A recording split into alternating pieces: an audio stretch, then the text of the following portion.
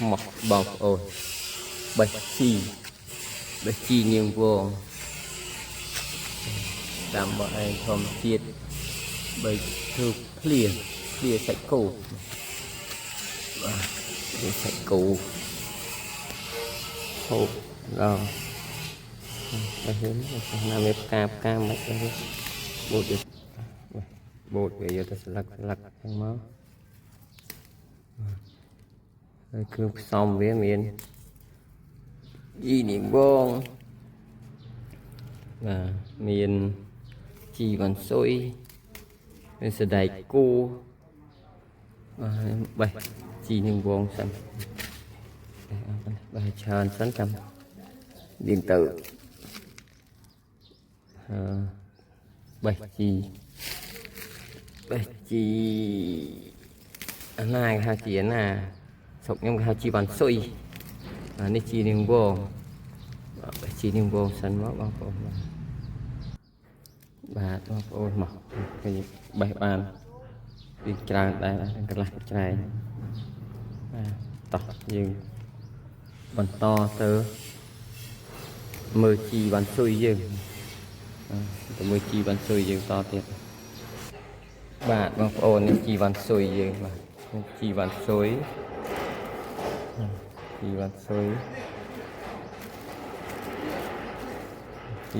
dương bột độc đàm chẳng máu đây là đầy cua dương mà đông chẳng máu cua đông miền trọc rồi miền ấy chẳng máu và chi bàn xôi mùi đầy cua mùi trọc xôi tình kì được không chi miền vốn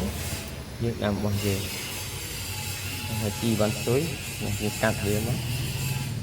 cắt video ta lật tục côi vết đắng bây giờ pui chết bằng hồ cắt về trắng cắt về bự cùng việc vậy nó cắt về cái bay của bạn này cắt về cái bay cái nào đấy và từ đây cua dưới cho về riệp hành clay mất và còn là hành clay bạn này về hành là gì năng ai rồi mà năng ai phải cái việc cắt vừa chân máu và chẳng hành vừa vay này ăn vừa vay này hết trong chương liên tận sát mình vừa tập bột và cái xã đây cái mùi cái trắng hạn còn năng ơn mưa sẵn và làm bờ to tiệt và con bạn ngọc ồn đây còn lại tập rồi dưới và việc cắt vào cái này chanh máu cắt vào cái chanh chẳng hết rồi u khuya trên nát chẳng đang chẳng bây giờ tự bốc có về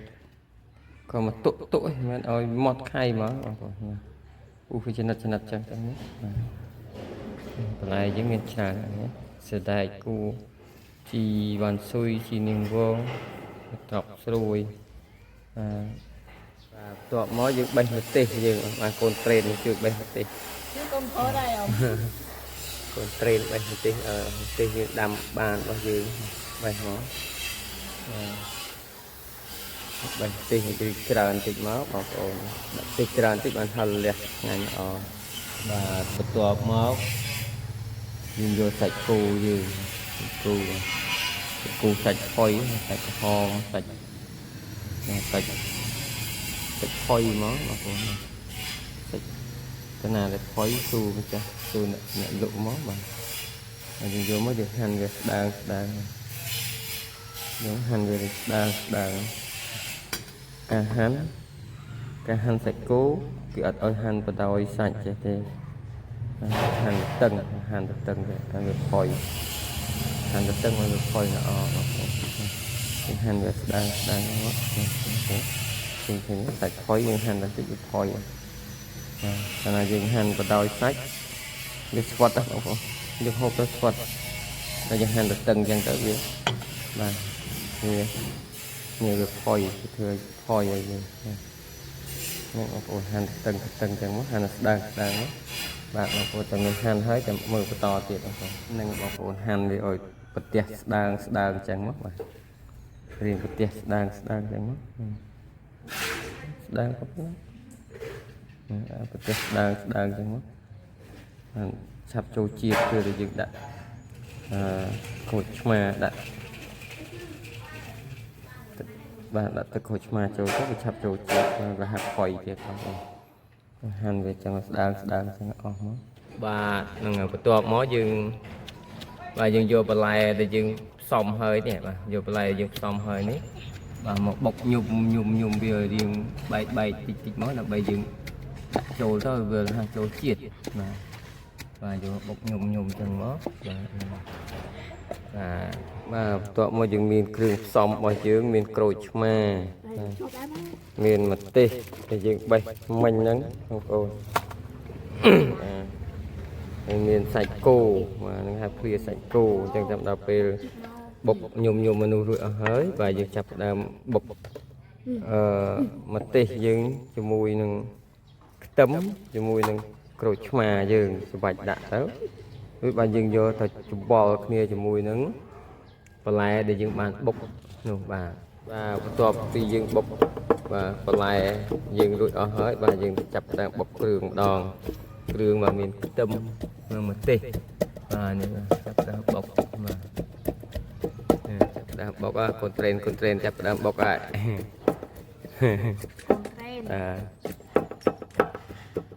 បាទបន្ទាប់មកយើងដាក់សាច់បុកជាមួយគ្រឿងយើងគ្រឿងខ្ទឹមម្ទេសយើងមិញហ្នឹងបុកញុំវាដើម្បីឲ្យវាចូលជាតិបាទឲ្យវាចូលជាតិសាច់ញុំវាចឹងមកបាទញុំវាដាក់ដៃចឹងបាទញុំវាចូលជាតិចឹងមកបន្ទាប់មកយើងច្របាច់ក្រូចឆ្មាដាក់បាទហ្នឹងបានជាតិវាលះល្អបងប្អូនមកយើងលាយប៊ីចេងស្ករមកហើយច្របាច់ក្រូចឆ្មាដាក់មកបងប្អូនបាច់ក្រូចឆ្មា2 3ផ្លែដាក់ទៅហើយយើងបុកច្បល់វាទៀតបានយើងយកទៅច្បល់ជាមួយបន្លែដែលយើងបានជ្រុំហើយពីមុននោះចប់មកយើងបាទយើងចាក់វាចូលចឹងបងប្អូនបាទចាក់ចូលនៅក្នុងបន្លែយើងមកចាក់ចូលសាច់ជាមួយនឹងម្ទេសជាមួយខ្ទឹមជាមួយគ្រឿងក្រូចដែលយើងបុកមិញណាបងប្អូនចាក់ចូលចឹងមកបាទបន្ទាប់ពីចាក់ចូលចឹងហើយហើយយើងច្បល់នេះជុំរៀបចំច្បល់ហើយ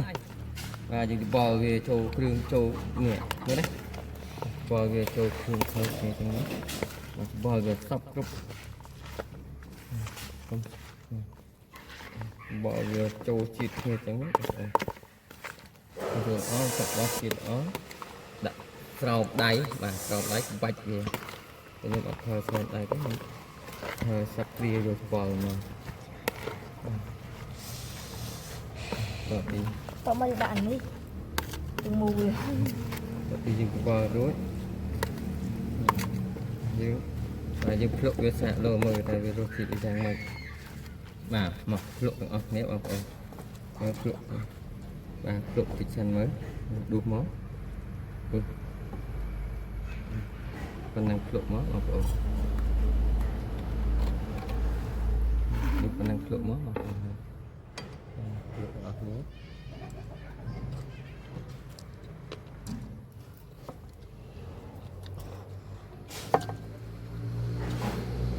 បងប្អូន